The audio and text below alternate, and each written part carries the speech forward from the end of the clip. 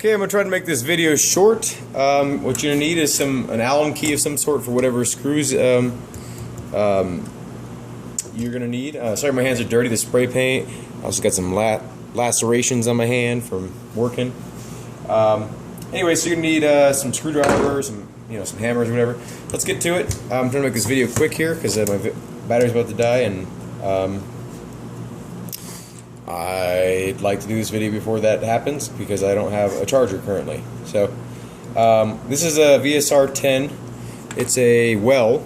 I got it for 40 bucks on Airsplat during their 5150 deal, and I've been pretty happy with it, except for right now. I just upgraded it, so it's partially my fault, and I had to modify some parts to because the cylinder is not the same specifications as the Tokyo Marui, unfortunately, and I kind of found that out after I bought it because I didn't really do research. I just saw like a $40 sniper rifle, and I was like, I'm gonna get that. Then I saw that it had compatibility. So my bolt is stuck back right now. I can't push it forward, so I'm gonna see what's going on here. I've never dealt with this situation, so this is new to me as well. Hopefully we can figure something out. So you just split your receivers with those two screws, lift your barrel up in the front, and then kind of pull forward as you're lifting up, and then it'll release from the stock here. And you can set your stock aside. Sorry if it sounds rushed, but I am kind of rushed. Then you're going to want to unscrew this screw right here, because you need to get this pin right here all the way out. So you can just unscrew this one screw.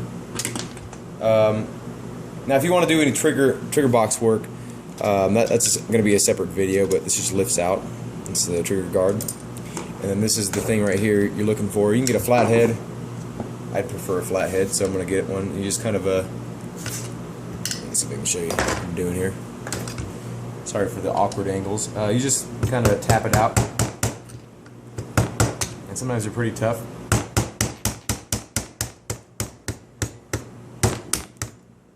And that's still in there pretty good, huh?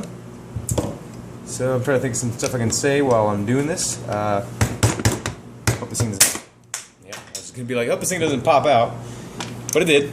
Anyway, so because it was fully compressed for whatever reason, I think it was because something to do with my trigger sear or whatever. That happened.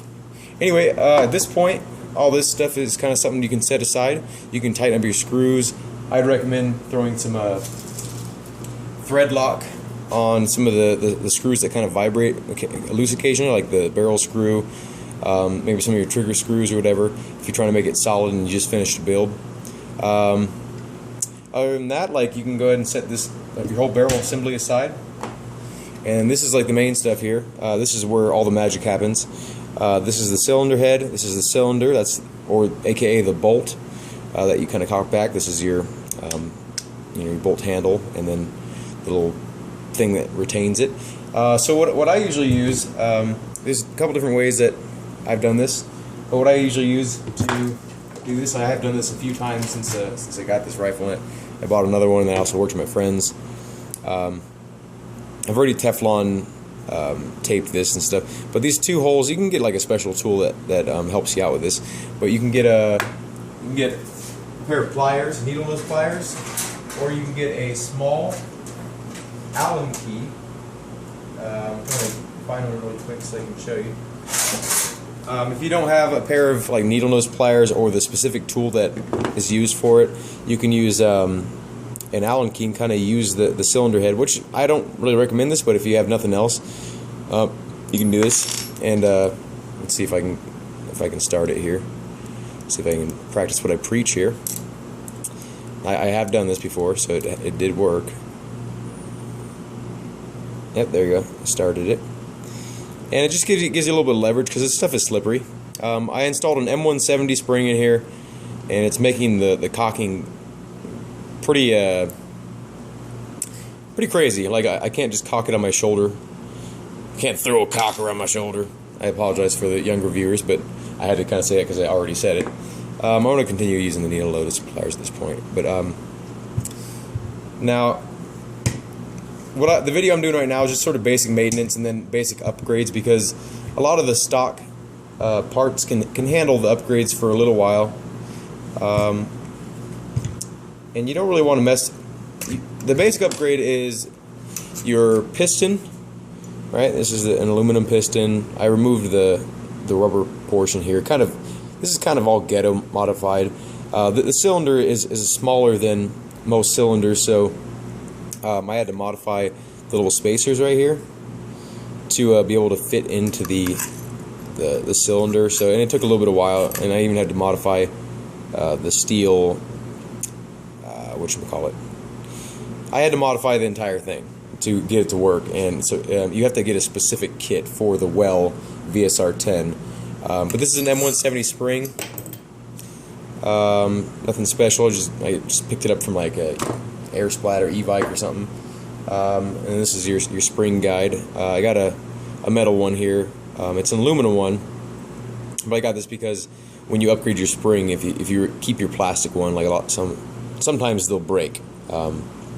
But I also got the one with the bearing surface, so there's less torsion. Is that the word on your spring? So when it compresses and if it twists a little bit, it won't damage your spring or your internals as much. This is your cylinder head, and what I did is Teflon tape it, and it gives you a better air seal. And you want to put a little bit of silicone grease or oil on your O-ring right here. Make sure and clean it off really good before you do any of that kind of stuff. But this stock one is fine. I also bored out the hole just a little bit more than normal. I don't know if you can really tell, but so I did that. Some basic modifications, and then a couple other things I did to the rifle. I took out that back weight in the stock.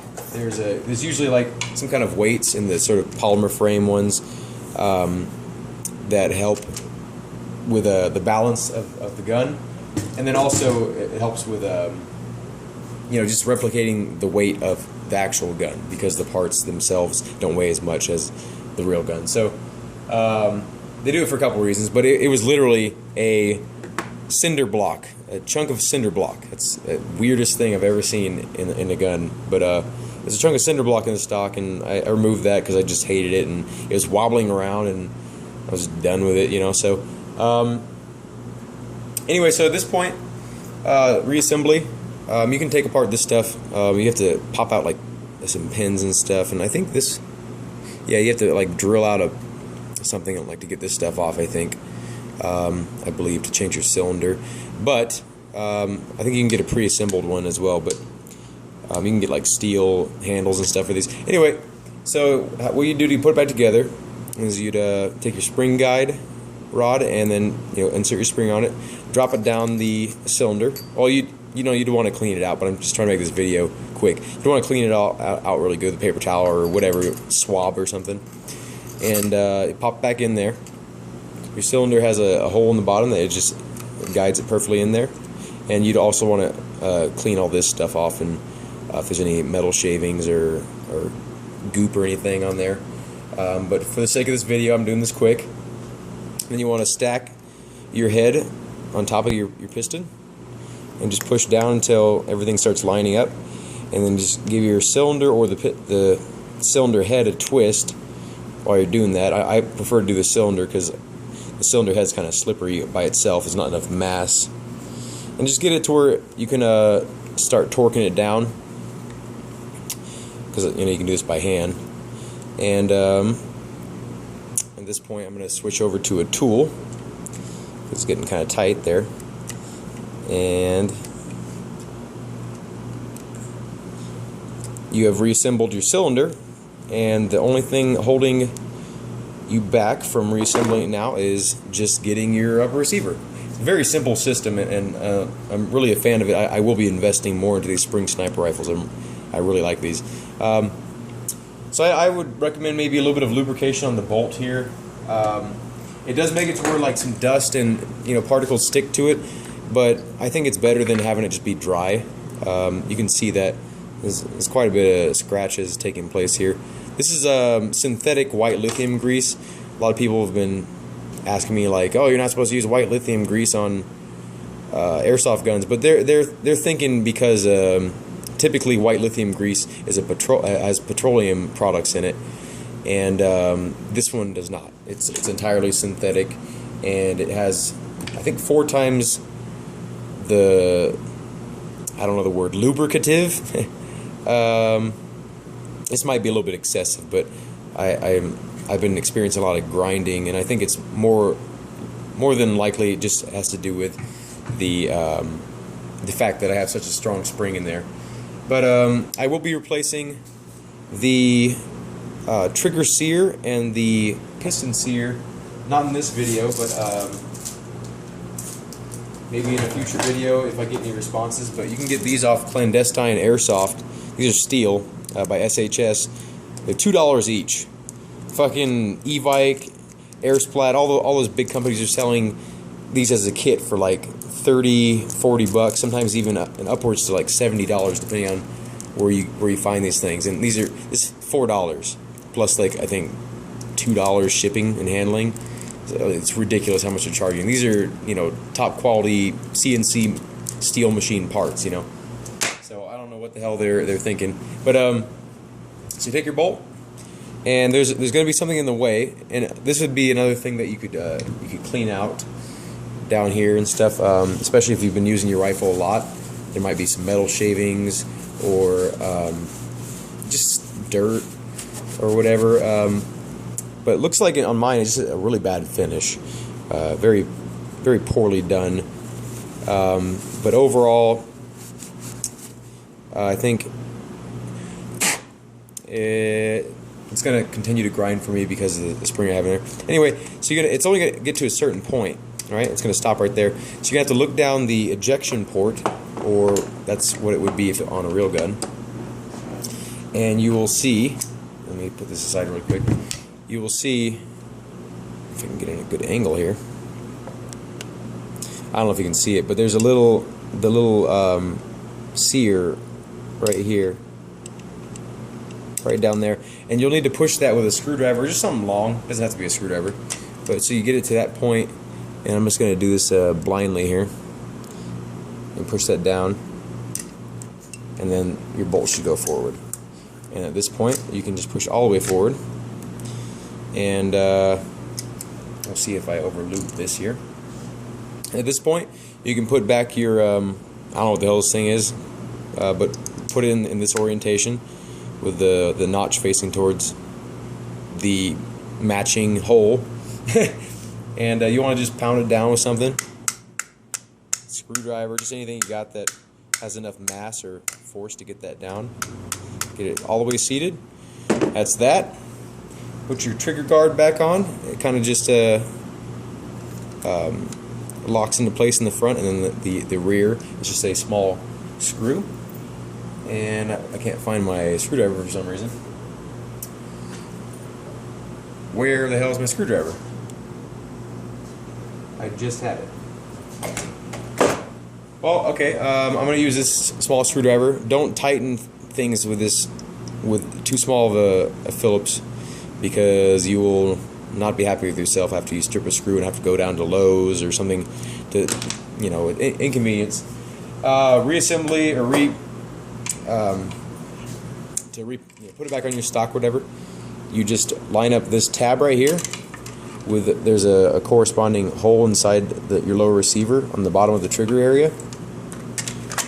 You pop that in place and you pull down, get it seated, and while you're pulling down, kind of squeeze the barrel together, and then right there your two halves will be together again.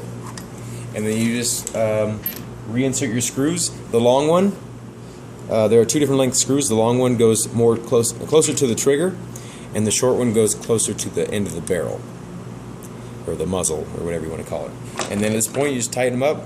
Do not over tighten, especially with these clones, because not only is the hardware low quality, but the thing that the hardware is attached to is super low quality. So you do not want to over tighten anything. Just get it snug.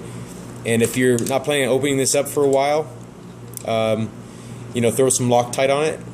Blue Loctite. Do not throw red Loctite on anything airsoft, because you'll break things and strip things. And just overall, red Loctite is only for more permanent, a permanent solution. Just get it snug, not too tight. Both screws here. Super simple. I'm really appreciating this the spring sniper rifles here. And I'll show you how hard it is to cock back with this M170 in here. I was gonna get an M190, and I'm really glad I didn't, because this one's okay. I'm not a weak guy here, but that's it. And if you do it quick, as opposed to just like you know, like pulling it back slowly, it's a bit easier. And I'm also holding back a little bit because my hand I have 4 stitches in my hand or whatever, and I'm having a little bit of difficulty with strength. But if you just do it quick, it's not that bad. But with an M190, I mean, you still can't do it on your shoulder, or if you're prone, it's impossible. Unless you're like a super strong, crazy shoulder bodybuilder or something. Anyway, I hope that the video helped out. Check out the Well VSR-10. Like, it's a good upgrade platform in terms of you'll have to do some modifications to parts to get it to fit, because it's not Tokyo Marui specs 100%. But it is doable, and I got it for 40 bucks, brand new. I'm pretty happy, and I think brand new elsewhere right now it's going for 70, 80 bucks, and you can get it on eBay used or new for pretty dirt cheap. Yeah, I recommend it if you're getting into sniper rifles, or upgrading sniper rifles, I should say. If you're, I'd say pass if you are a new user and you want something that's reliable. I already had a problem with it, and if you're not good at taking things apart, it basically broke already. And when I first received it, the bolt wouldn't lock back, or cock, rather. The gun wouldn't cock at all. Like, I had to do a lot of work to get it to even work initially. So anyway, hope this video helped, and give it a thumbs up if it helped you and if you liked it. And if you have any comments, feel free to ask me what's going on. Thank you.